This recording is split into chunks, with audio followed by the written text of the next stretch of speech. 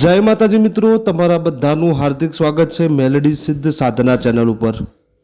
તો મિત્રો, આજના વિડીયોમાં આપણે વાત કરીશું કે માતાજીને પ્રસન્ન કેવી રીતે કરવા। મિત્રો, લગભગ આપણી ચેનલ ઉપર આ ત્રીજો વિડીયો છે। વિડીયો ફરીથી બનાવવાનું કારણ એ છે કે જ્યારે હું લાઈવ કરું છું ત્યારે પણ આ જ કોમેન્ટ આવતી હોય છે।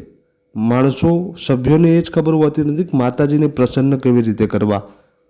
એમના મનમાં એવા વિચારો હોય છે કે કોઈ અલગ પદ્ધતિ હશે, કોઈ અલગ એવી કોઈ સીડી હશે જેનાથી માતાજી પ્રસન્ન જલ્દી થઈ જતા હશે। તો મિત્રો, આ તદ્દન પહેલાં તો આ વિચાર બદલવાની જરૂર છે, બરાબર। માતાજીને પ્રસન્ન કરવા માટે ખાલી તમે નિયમિતપણે એનું સ્મરણ કરો, એની ભક્તિ કરો, એના દીવા ધૂપ કરો, એટલું જ માતાજીને પ્રસન્ન કરવા માટે યોગ્ય છે। આટલું કરવાથી જ માતાજી પ્રસન્ન થઈ જાય છે। પણ તમે તોય કદાચ એવા પ્રશ્ન કરો છો કે માતાજીને પ્રસન્ન કેવી રીતે કરવા, તો એ વિચાર તમારા બદલવા માટે હું તમને સમજાવી શકું છું કે મિત્રો, એવું ના હોય કે ઉદાહરણ તરીકે તમે સમજી લો કે ભાઈ તમે માતા મેલડી પૂજો છો, બરાબર, અને બીજું કોઈ માતા મેલડી પૂજે છે, બરાબર। તો એવું ના હોય કે તમારી મેલડી અને એમની મેલડીમાં ફરક હોય। ફરક છે કર્મનો અને ફરક છે વિશ્વાસનો। આ બે જ ફરક છે। તમારા કર્મો કદાચ એવા હોય જેના લીધે દેવ તમારા અમુક કાર્યો ના કરી શકે। જેના કર્મ ઉજળા હોય એના ઘેર જે ધર્મનો દીવો છે એ ઉજળો થાય, અને એ જે ઉજળાવટ છે એ દુનિયા જોવે। એટલે તમે જોવો છો ઘણા બધા પ્રખ્યાત માતાજીના નામથી થઈ ગયા। એમને કોઈ અલગ રીત અપનાવી નહીં હોય, એ પણ ખાલી દીવા ધૂપ કરતા હશે, એ પણ સારા કર્મો જ કરતા હશે, એ પણ ખાલી સ્મરણથી જ માતાજીને પ્રસન્ન કર્યા હશે। પણ એમના કર્મ એવા હોય એના લીધે માતાજી પ્રસન્ન થઈ જાય। તો માતાજીને પ્રસન્ન કરવા માટે તમારે કોઈ સિદ્ધિ સાધના મંત્ર તંત્રની જરૂર નથી। તમારે એ સમજવાની જરૂર છે કે માતાજીની કૃપા મેળવવા માટે ખાલી તમારે કર્મના સુધારા જ કરવાના છે। તમે તમારું કર્મ બદલી નાખશો, તમે ધર્મને લગતું કર્મ કરવા લાગશો, એટલે આપોઆપ તમારા મઢમાં ગમે તેટલી દેવ બેઠી હશે એ બધી દેવ પ્રસન્ન થઈ જશે અને આપોઆપ તમારા કામ બનવા લાગશે। ત્યારબાદ તમે આ પ્રશ્ન નહીં કરી શકો કે માતાજીને પ્રસન્ન કેવી રીતે કરવા। તો માતાજીની કૃપા મેળવવા માટે તમારે કર્મનો સુધાર કરવો પડશે।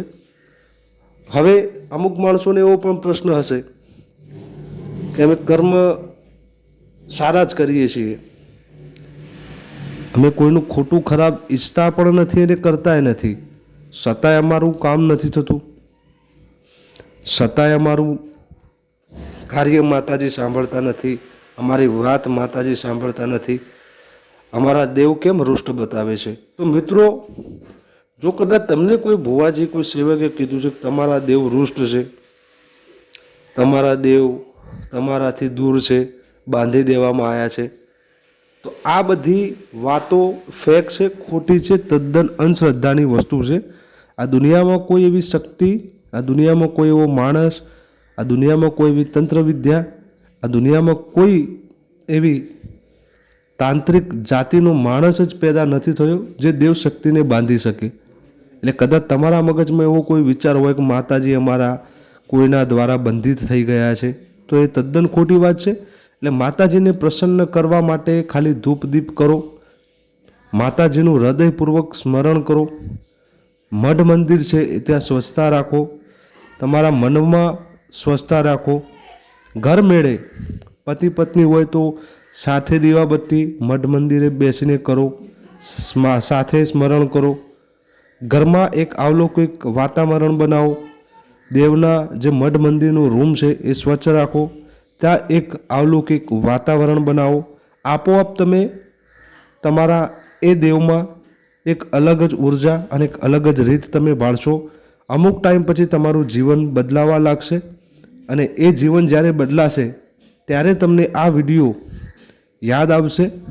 કેમ કે નોર્મલ માહિતી છે, પણ એકવાર આ રીતે કરી જોજો. કર્મ સુધાર કરી સ્મરણ ચાલુ કરી દો. દીવાબત્તી ધૂપ દીપ એક સાથે ઘર પરિવાર બેસીને કરો. શ્રદ્ધા પ્રેમનો ભાવ જગાડો. ઓટોમેટિક તમારું જીવન બદલાવશે. ઓટોમેટિક માતાજીના આશીર્વાદ તમે પામશો. ઓટોમેટિક તમારું દેવ સાંભળવા લાગશે. ઓટોમેટિક તમારા કાર્યો, તમારે પ્રગતિ, ઘરમાંથી કંકાસ, જે પણ તમારી સમસ્યા હશે 100% બધી તમને એવું લાગશે કે હવે એક એક કરીને સમાપ્ત થઈ રહી છે.